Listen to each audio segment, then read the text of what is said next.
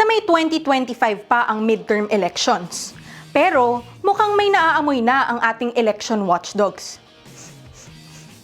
Amoy, hindi handa ang bansa para sa isang fully automated na halalan. Heto na naman tayo. Panoorin yan sa aming balita with feelings.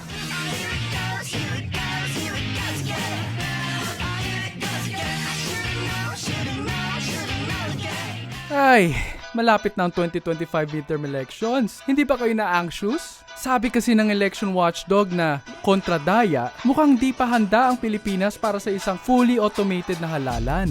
Lalo na dahil ang provider ay Miro. Involved kasi ang Miro system sa election controversy sa ilang bansa. Kabilang ang alleged election fraud sa Argentina, Congo at Iraq.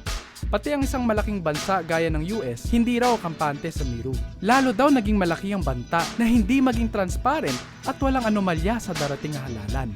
Isa pang concern ng election watchdogs, ang pag-backout ng primary financer ng Miro joint venture, ang St. Timothy Construction Corporation. Kakayanin nga ba ng bansa ang isang fully automated elections kung tulad ng sabi ng election watchdogs, walang sapat na infrastructure pondo para rito? Sabi ng kontradaya, dapat daw i-reconsider ng COMELEC ang isang hybrid system bilang alternative.